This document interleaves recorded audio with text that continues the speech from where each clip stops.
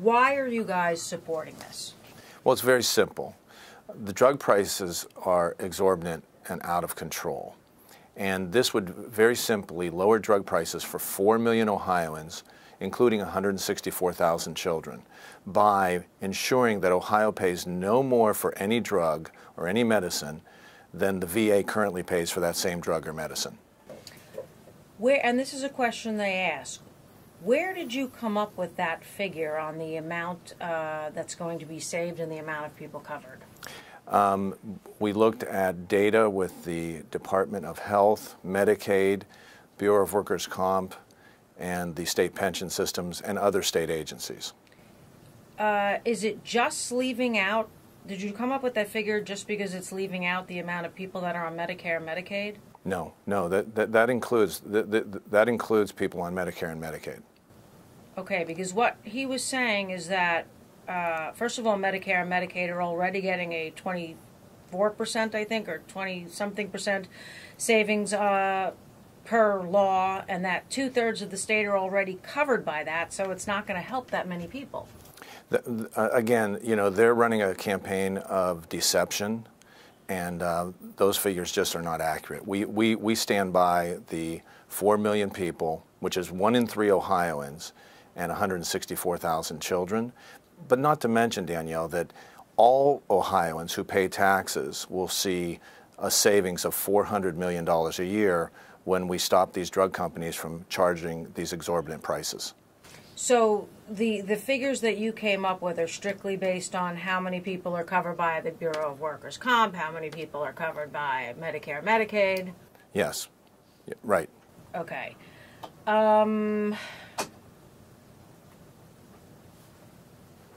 I don't know where to go from here.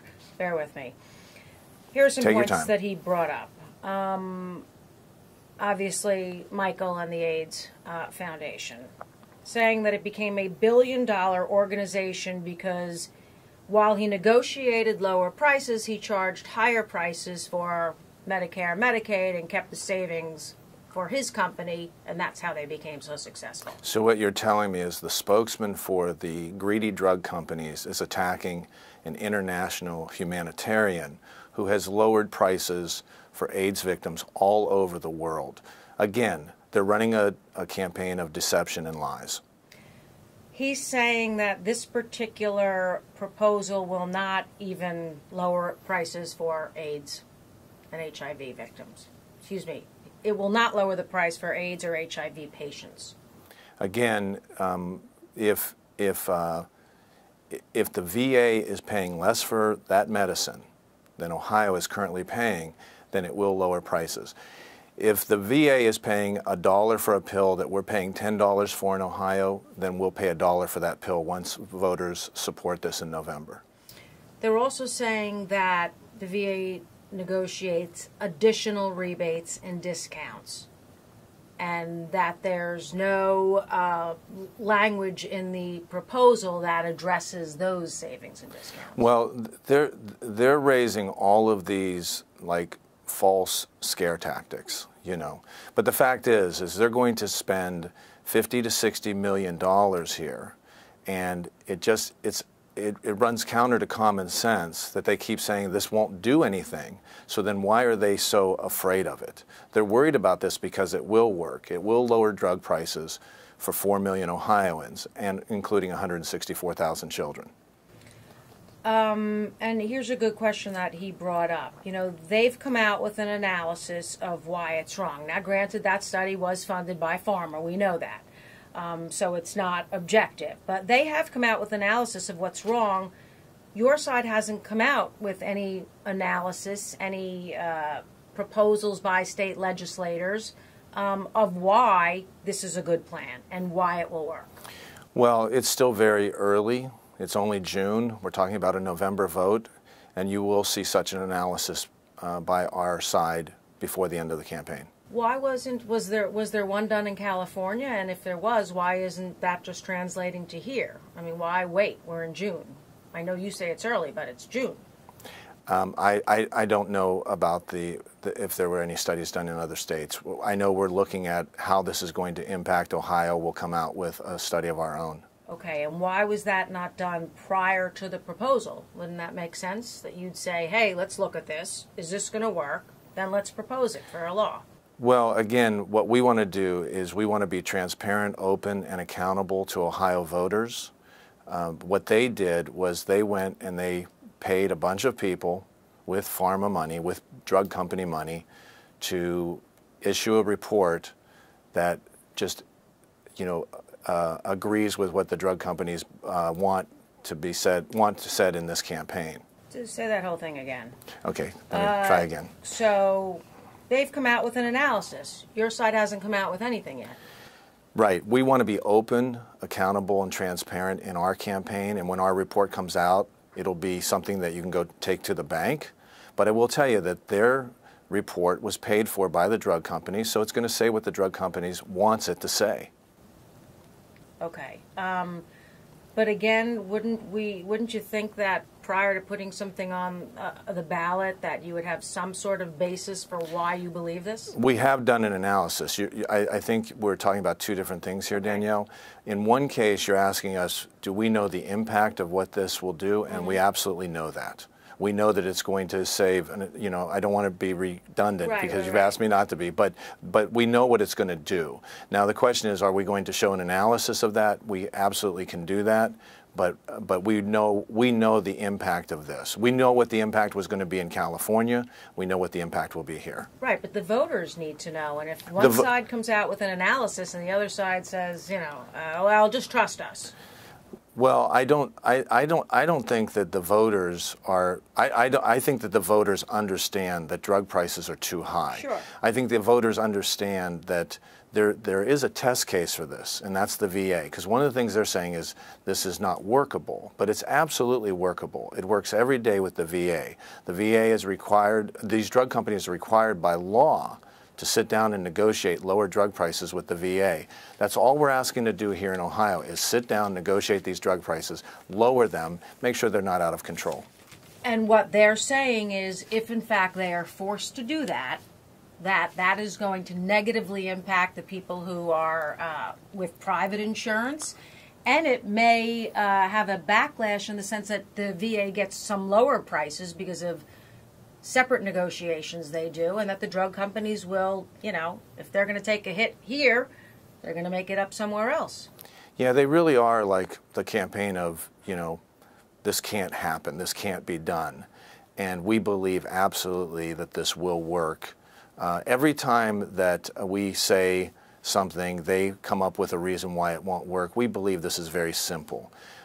Again, if the VA pays $10 or $1,000 for a year's worth of cancer medicine, and in Ohio we're paying $50,000, then we will then start to pay $1,000. So it will lower. That's why they're going to spend millions of dollars. They have 400 million reasons, Danielle, to try to get people to vote against this, because they're protecting their excessive profits, they're protecting their $55 billion in profits as an industry, and they're protecting the $50 million a year salaries of their lavish living CEOs. Going back to the AIDS organization, they had also said that he was very litigious, and he recently sued for housing construction in LA. You know what? This campaign is about whether voters are going to support lowering drug prices. They are going to try to demonize anyone they can. I will say this: the people who are opposing us are the world's multinational drug companies that have excess profits, that have profited off of people's sickness and suffering, and have shown no compassion for those very people who they sell their drugs to. They created the heroin epidemic in this state. They're being sued by the Ohio Attorney General.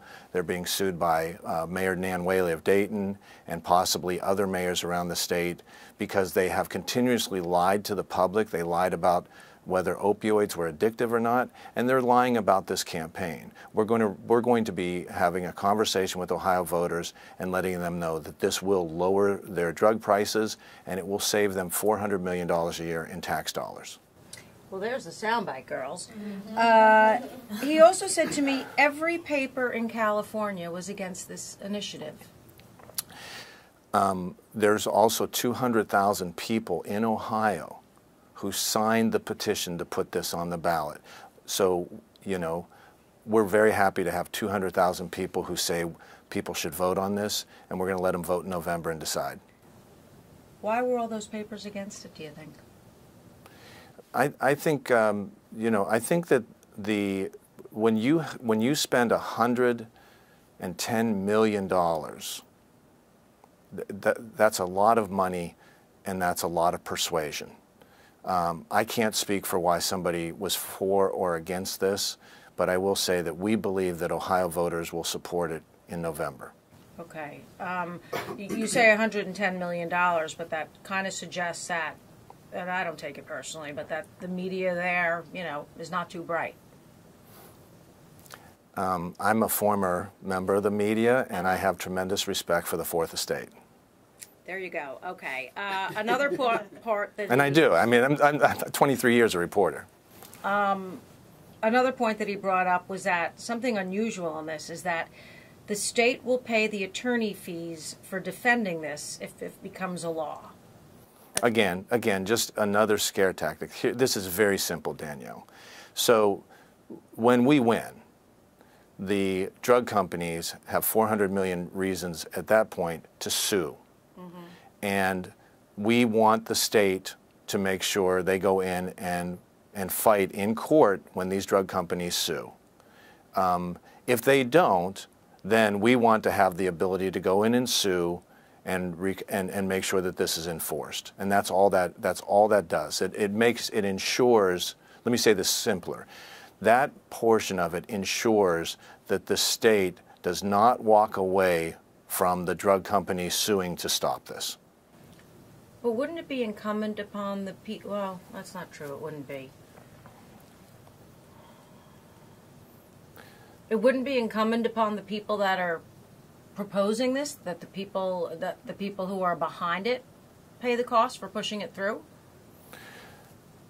Oh, no. I'm not sure I understand that question. Yeah, it doesn't make sense either. Well, I think so. In real basic terms here, if and this is hypothetical, you know, but if they would sue to stop this, then the state would have to countersue. Would have to go into court with them. What if the state does not? What if the state walks away? You know, then we would want to go in and sue, okay. and we feel that the state would be. And by the way, we would only be paid. This is a technicality. You know, I'm not sure your viewers want to hear this much depth, but for your understanding, we would only be paid what the state would pay to sue. Like we're not running up big legal fees or anything like that. All this means is like we're forcing the state to fight back should they sue us. Well, he disputed that, saying that there's no way. I mean, I know that there's a $10,000 stipulation for the people behind it. He's saying there's no way it's going to be $10,000. But again, this is really a minor point. Like this is such a minor point. Yeah, the real gist here is lowered drug prices. I know. And I asked you this question already. I'm going to ask you it again.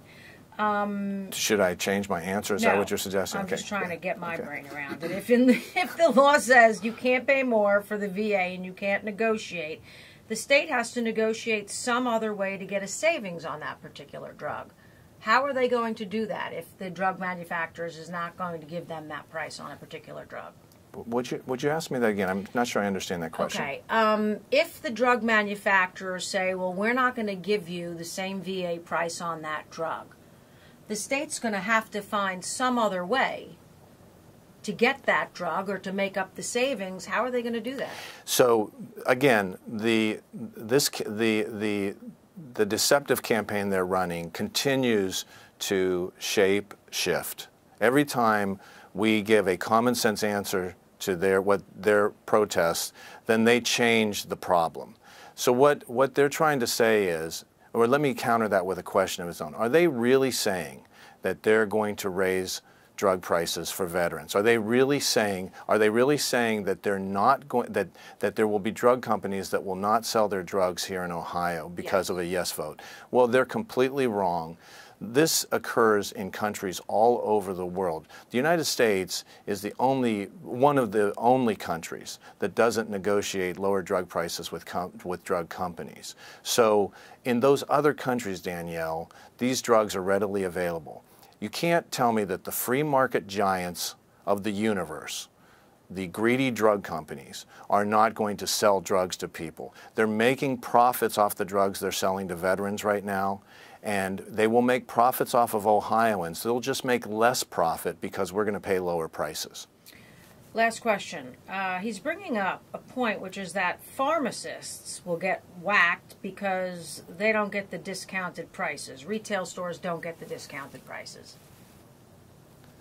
Again, there is a marketplace here, and this marketplace works. It works in the VA, and it will work in Ohio. We have a test case here. That's the biggest flaw in their whole disagreement with this issue, is that they keep saying it won't work, but we know it does work because it works for the VA. It works for VA pharmacists. It will work for Ohio pharmacists as well.